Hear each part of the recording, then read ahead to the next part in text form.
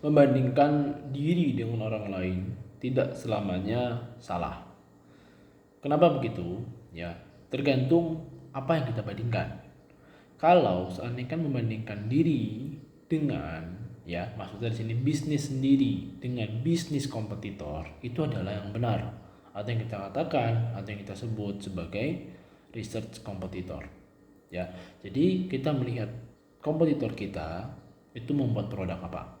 Ya, nah, tujuan untuk apa sih sebenarnya research kompetitor ini? Yaitu untuk pertama mempertahankan customer kita, atau yang kedua kita bisa memperoleh customer si kompetitor secara sehat. Ya, ini kan dalam persaingan itu seperti itu.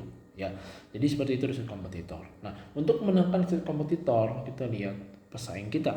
Nah, pesaing kita ini taruhlah kita beli produknya, kemudian mungkin kita cari kekurangannya, kemudian kita tambahkan value-nya, edit value-nya itu kita tambahkan supaya apa?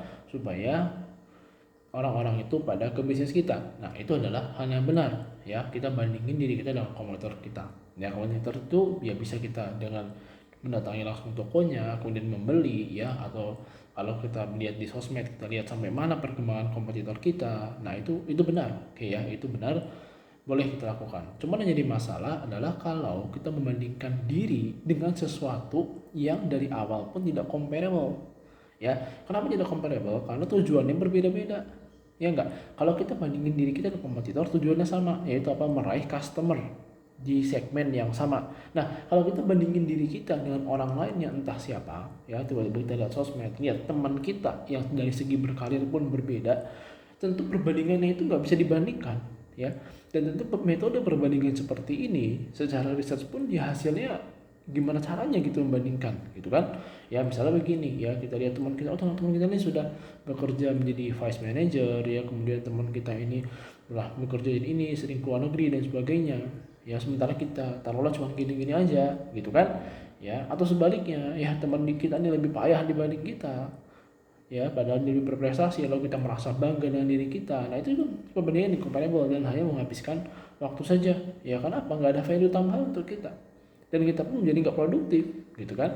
Nah, sayangnya kita ini biasanya membandingkan dengan yang lebih tinggi, gitu ya, lebih tinggi dibandingkan kita. Akhirnya apa? Ketika kita membandingkan dengan orang-orang yang seumuran kita, taruhlah, ya, atau lebih muda dibanding kita, dan kita nggak tahu dia bisa mencapai itu bagaimana, lalu kita banding-bandingin diri kita dengan hal tersebut, apa yang terjadi?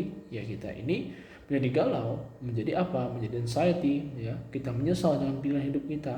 Nah, ketika sudah terjadi penyesalan ini, kita akan produktif. Ya, tadinya kita ingin mencapai tujuan, taruhlah kita di sini, ya. Kemudian kita sedang berprogres untuk mencapai sini. Nah, ini nggak bisa mencapai sini nih, nggak bisa mencapai tujuan akhir. Kenapa? Karena kita selalu bandingin diri. Nah, ketika bandingin diri kita bingung kan, akhirnya apa? Bisa jadi berakibat fatal. Kita ikut-ikutan orang untuk di karir tersebut. Akhirnya kita mulai dari nol lagi, bandingin diri orang lain dengan orang lain dari nol lagi, terus saja seperti itu, sehingga kita nggak bisa mencapai puncak, ya, yang terbaik daripada versi kita, ya, dari apa yang kita jalani, ya. Jadi seperti itu, ya, kurang lebih. Jadi nggak selamanya bandingkan diri itu salah. Konteksnya itu bandingin itu adalah ketika kita sedang berbisnis, ya. Barakallahu fikum.